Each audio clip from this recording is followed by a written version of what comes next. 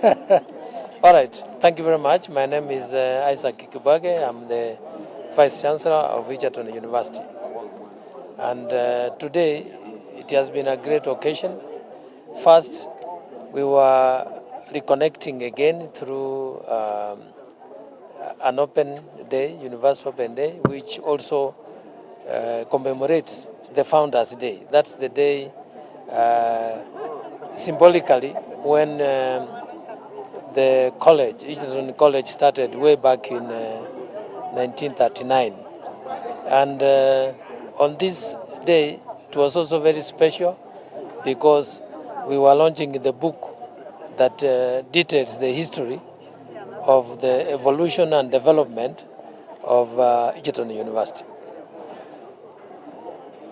Just you can tell us briefly about the university and what is it entails, what is known for? Well, the university is known for agriculture because that's how it evolved. It started as a school for training colonial farmers on issues of crops and animal husbandry. And then it evolved, started to give diplomas. Then eventually in 1986, it became a constituent college of the University of Nairobi. And in 1987, it was chartered university. And although it is known for agriculture, it is a full complement university because we have all degree programs available. We have degrees in engineering, degrees in medicine, in education, in the arts, even in gender, national, what we call FAD in, well, it is the environment and, okay, I can't remember the rest. Good. And the law. Law is also one of our degrees. So we are now what we normally term as a comprehensive university. Yes. Tell us how long it has taken to maybe write and publish the book. Well, the book has taken some time. It started in 2014. That's when the thought started that we need to write a book about the history of the university. It kept evolving until 2019 when I was the Deputy Vice Chancellor and the author, one of the authors brought it to my attention. And I said we must have a timeline because it cannot be open-ended. The university will always be there. So we agreed to end in 2019. That's why you have seen it is from 1939 to 2019. But remember, the university will continue, so other editions will come incorporating new information and as well as correcting any, if there is information that's not correct in the current volume. Professor, why is it important for the university to document its history? Well, it is very important that an institution documents its history because it is what other people are likely to get to read and know about the institution. It is also important for generations of our own future students and those in the past to know how did we come to be, and also what are we looking forward to. So always history is important. It actually details those who made the decisions that enabled the university to come into being. And I think as you are here, you had as mentioned quite a number of them who, fortunately for us, were with us here. And quite a number of them have also departed, but then they are encapsulated, they are in the book as having contributed.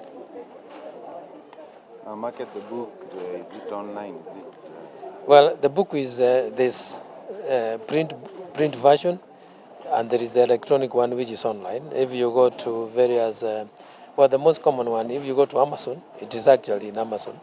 so you can get the electronic version of it. You can also get, I don't know how it is done, you can get a print copy On demand. on demand.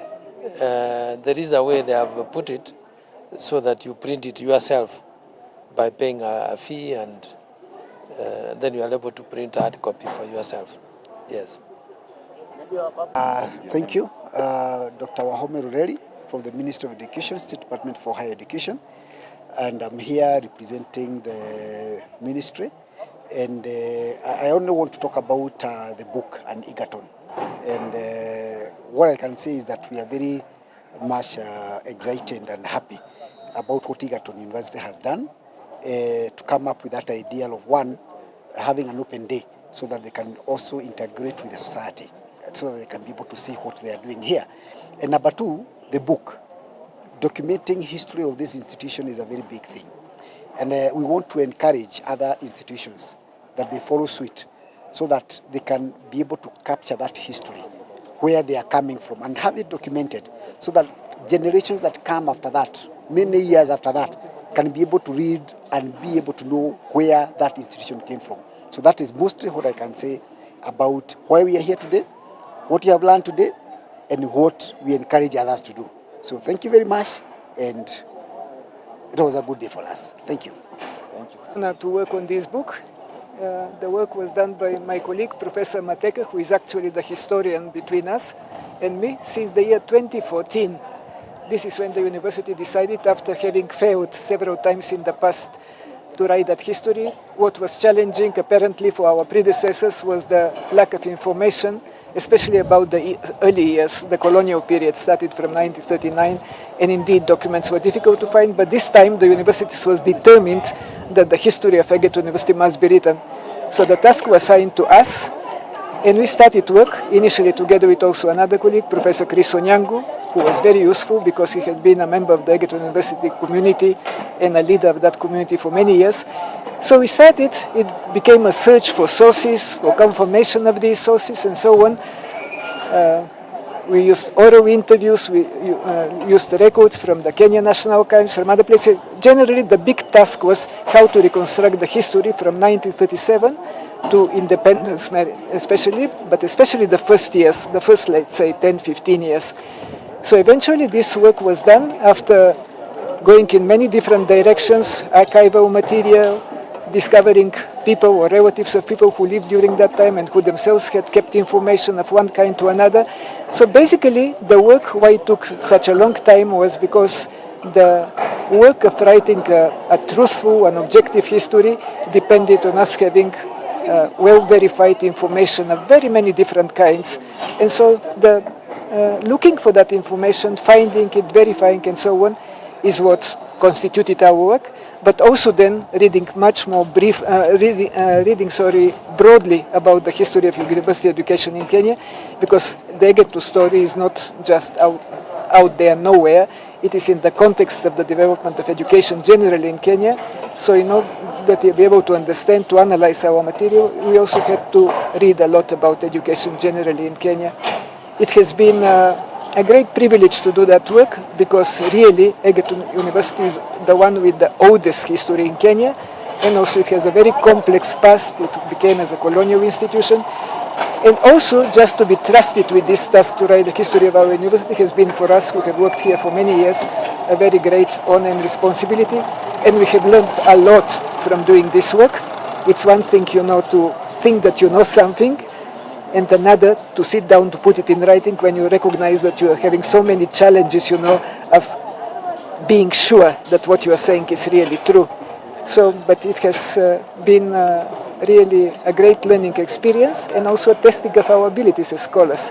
So we have done what we are able to do, and future generations can return to that history, either to update it or even to correct maybe some mistakes we have made.